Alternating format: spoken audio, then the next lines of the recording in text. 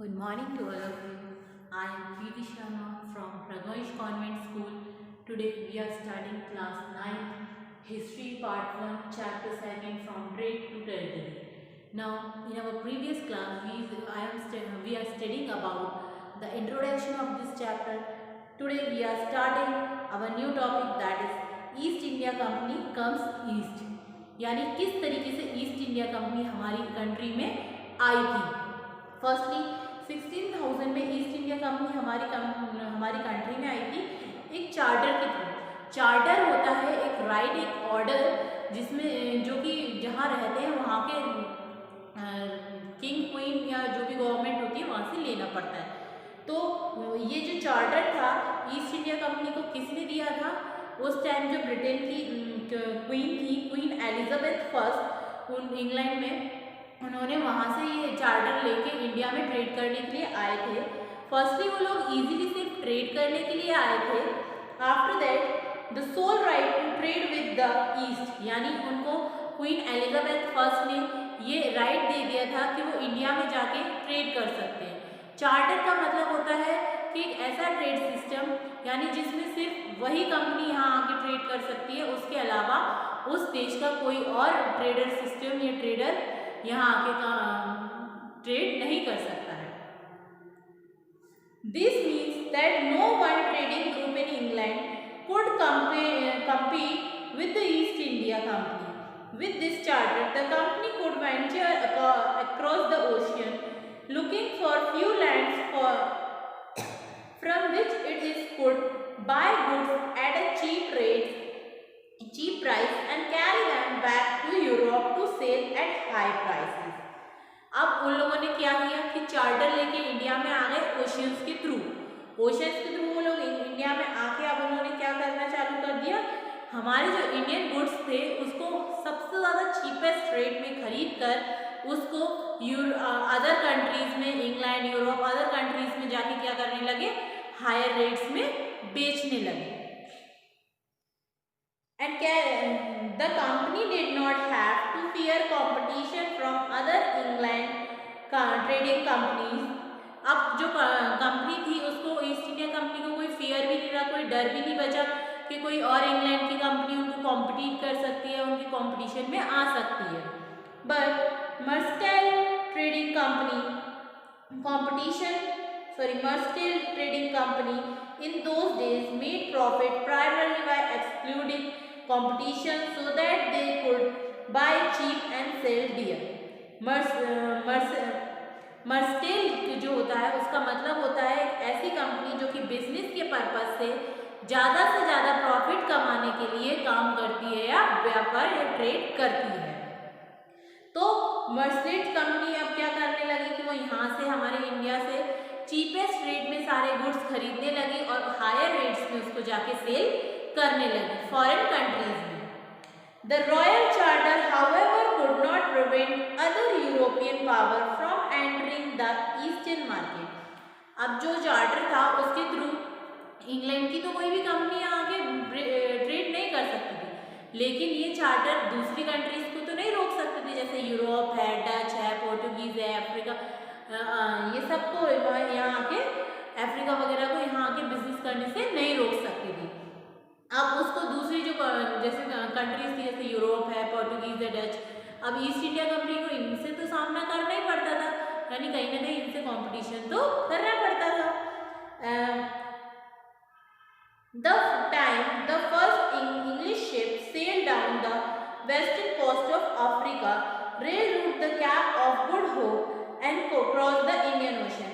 अब जो पहला इंग्लिश शिप था, इंग्लिश मतलब हम लोग ब्रिटिश को इंग्लिश बोलते हैं, तो पहला जो ब्रिटिश शिप था वो कहाँ से होता हुआ, शिप रूट से होता हुआ अफ्रीका को क्रॉस करके, तो केप ऑफ गुड होप था, उसको क्रॉस करके इंडियन ओशियन में आने लगा या आ गया।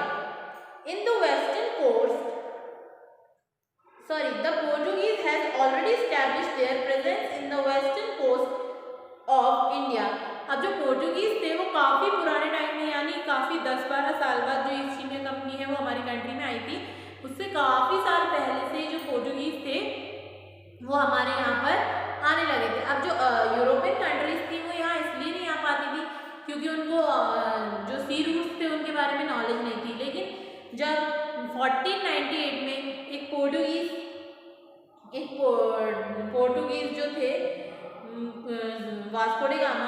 जो पोर्टुगीज सेलर थे वो क्या है, वो यही काम करते थे, इन्वेंशन करने का, जगह खोजने का काम करते थे। तो वो तो काफ़ी पहले आ गए थे, उसके बाद ही धीरे धीरे सारी जो कंट्रीज थी उन्होंने आकर ट्रेड करना चालू किया था। तो पोर्टुगीज जो थे वो काफ़ी पहले से हमारे यहाँ पर बिजनेस कर रहे थे। In fact, it was Vasco da Gama, a Portuguese explorer, who has discovered their sea route to India in 1498। जैसे कि जो कि ईस्ट इंडिया कंपनी थी उससे काफ़ी साल पहले से जो पोर्टुगीज एक्सप्लोरर थे वास्को डी गामा, जो कि 1498 में पहले सी रूट के थ्रू हमारी कंट्री में आ चुके थे। By the earlier 17th century, the Dutch too were exploring the possibilities of trade in the Indian Ocean. Soon the French trader arrived on the sea. अब जब पहले पोर्टुगीज आ गए, पोर्टुगीज को यहाँ पर अच्छा बेनिफिट होते हुए देखकर डच आ गए, डच से फिर फ्रांस आ गए। तो इसी तरीके से सी रूट के थ्रू, हमारे इंडियन ओशन के थ्रू काफ़ी सारे ट्रेडर्स जो है वो हमारी कंट्री में ट्रेड के लिए आने लगे थे। The problem was that all the companies were interested in buying the same thing. The fine quality of cotton, silk and spices produced in India has a big market in Europe. अब problem क्या आ रही थी कि जो भी company थी, जो भी ट्रेडिंग के लिए जो कंपनी आती थी, उनको सेम चीज़ें चाहिए थी। इंडिया से उनको क्या क्या चाहिए था, कॉटन चाहिए था, सिल्क चाहिए था और स्पाइसेस चलती थी, क्योंकि उस टाइम यूरोप में इंडिया की इन्हीं तीनों चीज़ों के सबसे बड़े मार्केट हुआ करते थे। जैसे सिल्क प्रोडक्ट है, अब वहाँ पर क्या क्या मिलने लगा था यूरोप में, हमारी कंट्री का पेपर है, क्लॉव है, कार्डमम है, सिनेमम है, और भी इन सब की क्या है बहुत ही ज़्यादा डिमांड होने लगी थी। Competition among the European company invalid persons up the prices at which this cost could be purchased। अब इनमें क्या हो गया था कि जब इतनी ज़्यादा डिमांड होने लगी थी हमारे गुड्स की, तो इन जो हमारे गुड्स के जो प्राइसेस थे वो भी बढ़ गए थे। अब ये कंपनीज के लिए प्रॉब्लम हो गई थी, क्योंकि प्राइस जब बढ़ जाएंगे तो उन्हें उसका प्राइस वो तो उतना ही देंगे और उसको जो मार्केट में जाके वो उस कीमत पे नहीं बेच पाएंगे।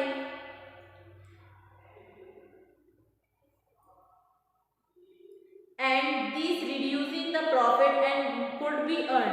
अब उन लोगों को क्या प्रॉब्लम होने लगी थी कि अब वो ज़्यादा प्रॉफिट नहीं कमा पाएंगे, उनका जो प्रॉफिट है वो कहीं ना कहीं कम हो जाएगा। The only way the trading company could polish wide establish elimination reverse competition the urge to secure market themself. अब क्या होने लगा कि इसी बात के पीछे वो लोग आपस में लड़ने लगे, यानी क्या करते थे, कभी एक दूसरे की कंपनी को डुबो देना चाहते थे, कभी आपस में फाइट करते थे, लड़ाइयाँ करते थे, झगड़े करते थे, मार्केट को डिस्ट्रॉय करना चाहते थे। तो इस तरीके के वो लोग आपस में काम करने लगे थे।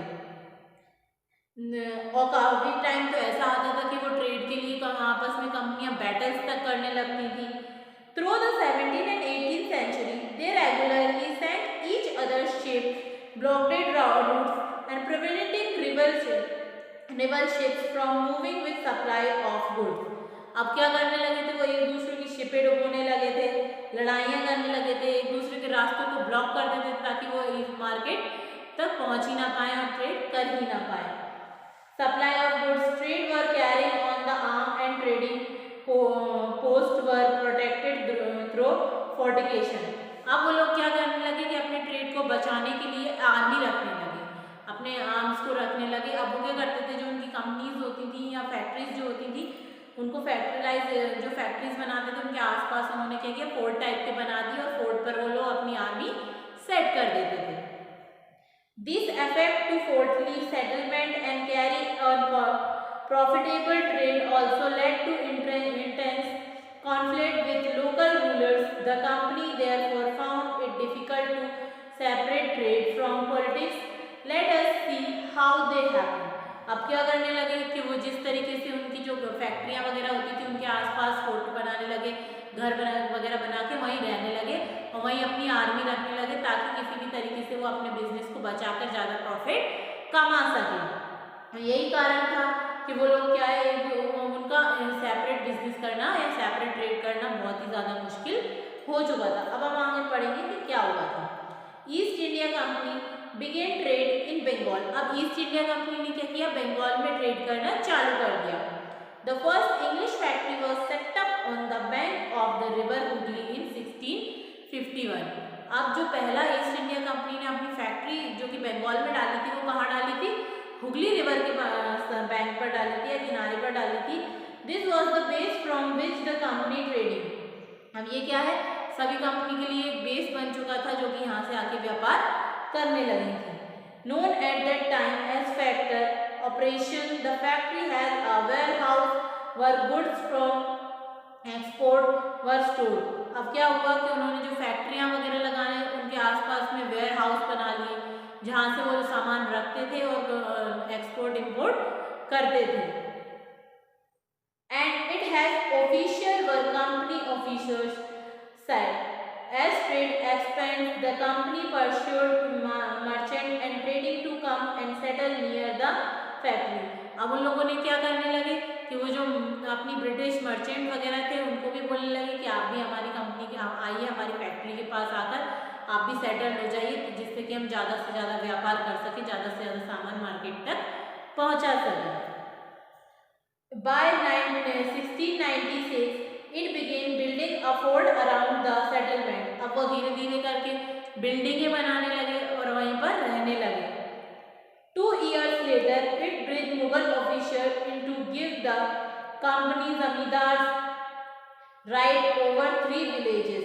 अब उनने क्या किया, जो उस टाइम पे वहाँ के जो छोटे मोटे राजा थे वो लोग गुस्सा होने लगे कि नहीं, ये लोग तो दूसरी कंपनी से ट्रेड करने आए हैं और हमारी कंट्री में आके हमारे राज्यों के पास आके अपना ब्रिज बनाने लगे, अपने घर बनाने लगे, यहीं पर सेटल्ड हो गए। तो अब उन्होंने क्या किया, जो मुगल्स के जो ऑफिशियल्स होते थे यानी जो उनके छोटे मोटे कर्मचारी टाइप के होते थे उनको ब्रिज मतलब रिश्वत या घूस देकर उनसे काम करवाने लगे। अब उन्होंने क्या किया था कि जो 3 विलेजेस थे वो अपने अंडर में करने चाह रहे थे। One of these was Kalikata.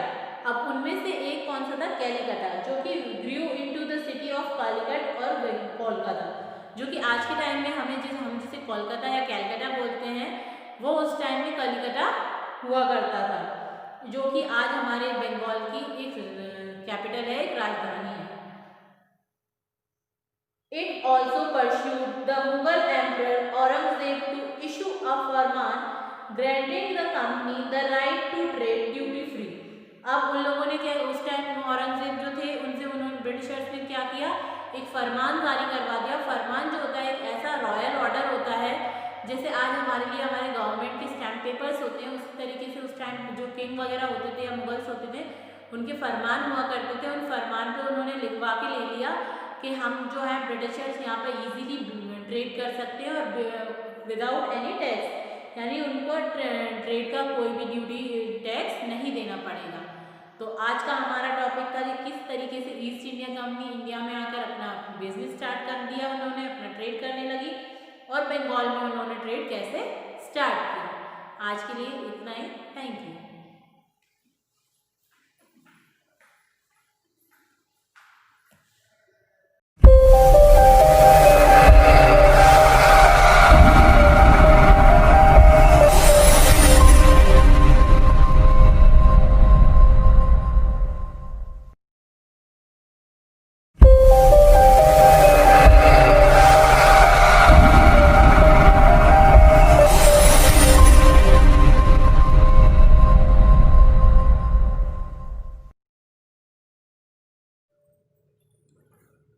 Good morning to all of you.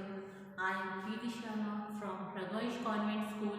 Today we are studying class 9th, History Part 1, Chapter 2 from Trade to Territory. Now, in our previous class, we are studying about the introduction of this chapter. Today we are starting our new topic, that is East India Company comes East. यानी किस तरीके से east India company हमारी country में आई थी। Firstly 16,000 में east India company हमारी country में आई थी एक चार्टर के थ्रू। चार्टर होता है एक राइट, एक ऑर्डर, जिसमें जो कि जहाँ रहते हैं वहाँ के किंग क्वीन या जो भी गवर्नमेंट होती है वहाँ से लेना पड़ता है। तो ये जो चार्टर था ईस्ट इंडिया कंपनी को किसने दिया था, उस टाइम जो ब्रिटेन की क्वीन थी, क्वीन एलिजाबेथ फर्स्ट, उन इंग्लैंड में, उन्होंने वहाँ से ये चार्टर लेके इंडिया में ट्रेड करने के लिए आए थे। फर्स्टली वो लोग इजीली सिर्फ ट्रेड करने के लिए आए थे। After that the sole right to trade with the East, यानी उनको क्वीन एलिजाबेथ फर्स्ट ने ये राइट दे दिया था कि वो इंडिया में जाके ट्रेड कर सकते हैं। चार्टर का मतलब होता है कि एक ऐसा ट्रेड सिस्टम, यानी जिसमें सिर्फ वही कंपनी यहाँ आके ट्रेड कर सकती है, उसके अलावा उस देश का कोई और ट्रेडर सिस्टम या ट्रेडर यहाँ आके ट्रेड नहीं कर सकता है।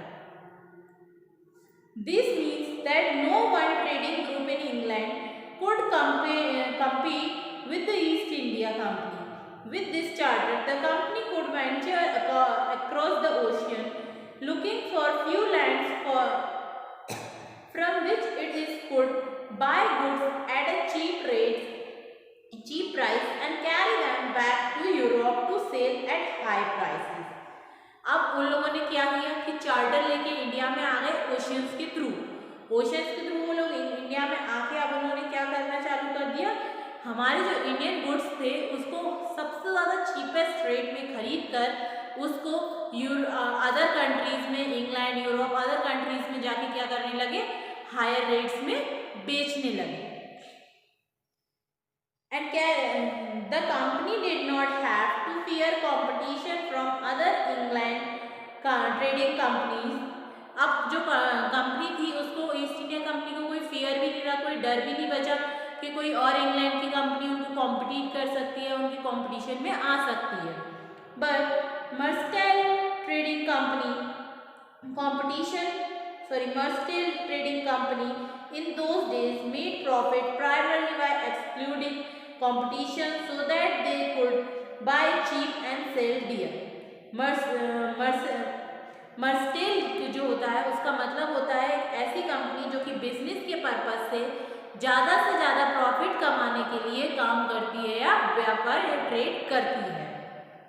तो मर्स्टेल कंपनी अब क्या करने लगी कि वो यहाँ से, हमारे इंडिया से चीपेस्ट रेट में सारे गुड्स खरीदने लगी और हायर रेट्स में उसको जाके सेल करने लगी फॉरेन कंट्रीज में। The royal charter however could not prevent other European power from entering the eastern market.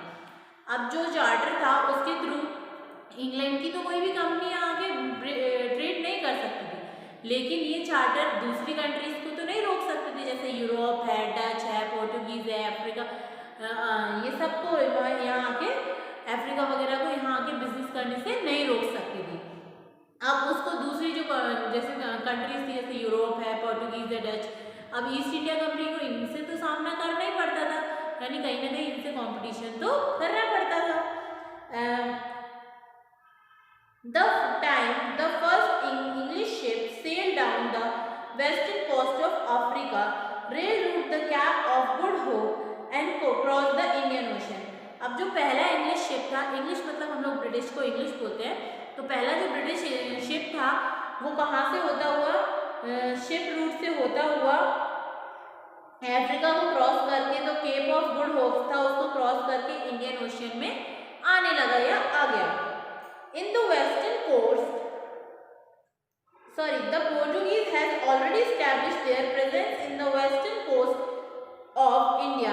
अब जो पोर्टुगीज थे वो काफ़ी पुराने टाइम में, यानी काफ़ी 10-12 साल बाद जो ईस्ट इंडिया कंपनी है वो हमारी कंट्री में आई थी, उससे काफ़ी साल पहले से जो पोर्टुगीज थे वो हमारे यहाँ पर आने लगे थे। अब जो यूरोपियन कंट्रीज थी वो यहाँ इसलिए नहीं आ पाती थी क्योंकि उनको जो सी रूट्स थे उनके बारे में नॉलेज नहीं थी, लेकिन जब 1498 में एक पोर्टुगीज जो थे, वास्को डी गामा, जो पोर्टुगीज सेलर थे, वो क्या है, वो यही काम करते थे, इन्वेंशन करने का, एक जगह खोजने का काम करते थे, तो वो तो काफ़ी पहले आ गए थे। उसके बाद ही धीरे धीरे सारी जो कंट्रीज थी उन्होंने आकर ट्रेड करना चालू किया था। तो पोर्टुगीज जो थे वो काफ़ी पहले से हमारे यहाँ पर बिजनेस कर रहे थे।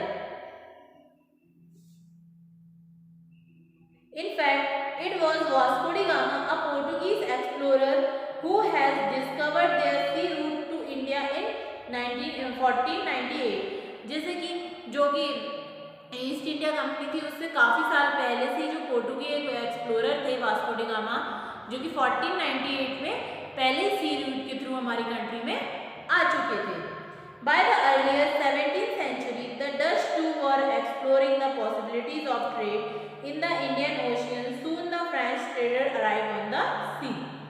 अब जब पहले पोर्टुगीज आ गए, पोर्टुगीज को यहाँ पर अच्छा बेनिफिट होते हुए देखकर डच आ गए, डच से फिर फ्रांस आ गए, तो इसी तरीके से सी रूट के थ्रू हमारे इंडियन ओशन के थ्रू काफ़ी सारे ट्रेडर्स जो है वो हमारी कंट्री में ट्रेड के लिए आने लगे थे। The problem was that all the companies were interested in buying the same thing. The fine quality of cotton, silk and spices produced in India has a big market in Europe.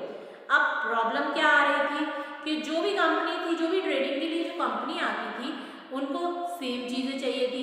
India से उनको क्या क्या चाहिए था? Cotton चाहिए था, silk चाहिए था और स्पाइसेस चलती थी, क्योंकि उस टाइम यूरोप में इंडिया की इन्हीं तीनों चीज़ों के सबसे बड़े मार्केट हुआ करते थे। जैसे सिल्क प्रोडक्ट है, अब वहाँ पर क्या क्या मिलने लगा था यूरोप में? हमारी कंट्री का पेपर है, क्लॉव है, कार्डमम है, सिनेमम है, और भी इन सबकी क्या है, बहुत ही ज़्यादा डिमांड होने लगी थी। Competition among the European company invalid purses up the prices at which this cost could be purchased. अब इनमें क्या हो गया था कि जब इतनी ज़्यादा डिमांड होने लगी थी हमारे गुड्स की, तो जो हमारे गुड्स के जो प्राइसेस थे वो भी बढ़ गए थे। अब ये कंपनीज के लिए प्रॉब्लम हो गई थी, क्योंकि प्राइस जब बढ़ जाएंगे तो उन्हें उसका प्राइस वो तो उतना ही देंगे और उसको जो मार्केट में जाके वो उस कीमत पे नहीं बेच पाएंगे।